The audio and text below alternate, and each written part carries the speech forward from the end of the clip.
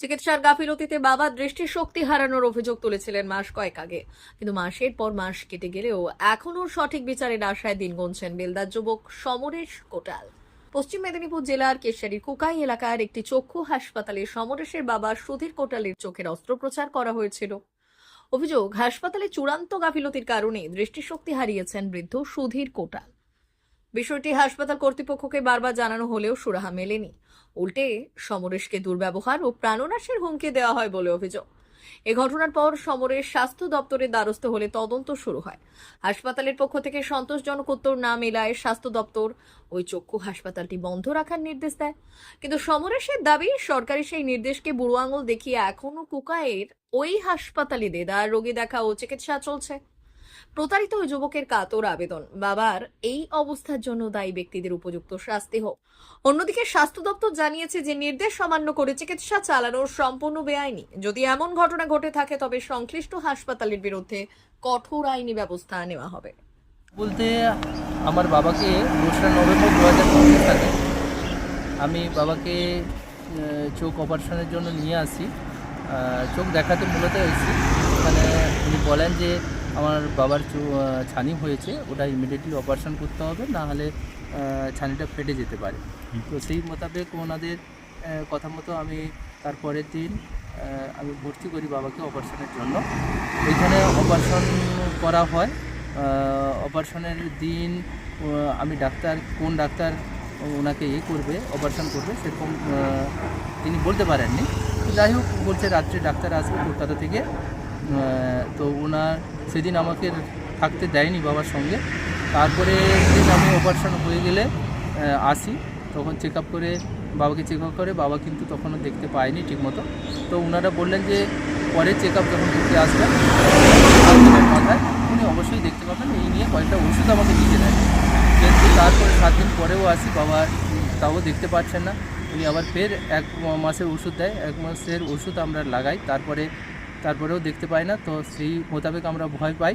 তো কাছের বেলদাতে আমাদের খড়িকার ডাক্তারবাবু ওনাকে দেখায়, উনি দেখে আমাকে রিপোর্ট করলেন যে ওটা কোনো ডিস্টার্ব হয়ে গেছে অপারেশনে। তো তারপরে আমরা সেই ডাক্তারবাবুর কথায় সহমত না হয়ে আমরা খড়গপুরে ডক্টর অসীম ঘোষকে দেখাই। উনি দেখে প্রেসক্রিপশান লিখেছে। ওই দিলীপ দাস বলে যিনি ভদ্রলোক আছেন, তখনই উনি বললেন যে এই ভদ্রলোক কে, দিলীপ দাস কে? আমি বললাম ডাক্তার। বলছে দিলীপ দাস বলে তো ডাক্তার নেই, আর তোমার বাবা হচ্ছে যেভাবে অপারেশন হয়েছে, হাই প্রেশার থাকাকালীন উনি অপারেশন করেছেন, ওতে হচ্ছে উনি আর সেই চোখে দেখতে পাবেননি। তো তাতে আমরা ভেঙে পড়ি। ওনার সঙ্গে কুকাই হসপিটালের ডাক্তারবাবুর সঙ্গে যথারীতি আমরা যোগাযোগ করি। উনি আমাকে হুমকি সুরে যা তা নয় বলেছে, গালিগালাজ করেছে। বলছে আমার এই ভারত এশিয়ার মধ্যে সবচেয়ে বড় বড় ডাক্তার এখানে এসে চিকিৎসা করে, তো আমাদের ভুল নয়, এটা সঠিক চিকিৎসা হয়েছে। কিন্তু এই মুহূর্তে এইরকম তর্কাতর্কি হওয়ার পর আমি জানতে পারি যে এখানকার ডাক্তারগুলো টোটালটাই হচ্ছে ভুয়ো ডাক্তার। এখানে চিকিৎসা একদম মানুষকে ঠকিয়ে করা হচ্ছে, যার প্রতারণার ফাঁদে আমার বাবা পড়েছে, যার এখন একটা চোখে উনি দেখতে পাচ্ছেন না। এটা আমার কাছে খুবই কষ্টের হয়ে উঠেছে। আমি উপরন্তু আরও বড় ডাক্তারকে দেখিয়েছি। এই রিসেন্ট আমি বাবাকে হলদিয়ার ডাক্তারকে দেখিয়েছি। ওনারাও চিকিৎসা করে দেখলেন যে বাবা দৃষ্টিশক্তি ওই থেকে ফিরে পাবেন না।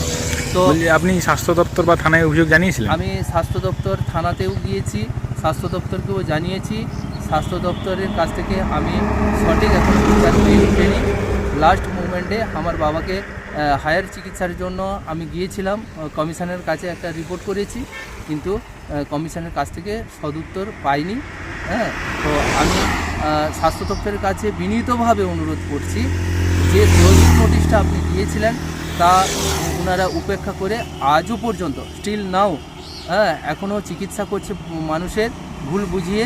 তো এটা স্বাস্থ্য দপ্তরের কাছে আমি বিনীত অনুরোধ, ওটা সারা জীবনের জন্য যাতে এই ভুয়ো চিকিৎসক নিয়ে যে চিকিৎসা ব্যবস্থা চলছে সেটা দ্রুততার সঙ্গে এটার জন্য বন্ধ করা হয়, এবং আমার বাবার সারা জীবনের যে এই অন্ধত্ব, মানে চোখে দেখতে পাবে না, তার লাইবিলিটি হিসাবে ওনারা যেন তা গ্রহণ করেন। কী নাম আপনার? আমার নাম সমরেশ কোটাল, বাবার নাম সুধীর কোটাল, পেশেন্ট উনি ছিলেন। আমরা এটাই বক্তব্য, ওনাকে ক্লোজ করা হয়েছে আইনত। এবার উনি যদি বেআইনি কাজ করেন তার জন্য যদি আমাদের কাছে কমপ্লেন জমা পড়ে আমরা ইনভেস্টিগেশন করে তার বিরুদ্ধে ব্যবস্থা নেব। স্যার এখনো কি ক্লোজ আছে হসপিটালটা? হ্যাঁ হ্যাঁ। আচ্ছা, থ্যাংক ইউ।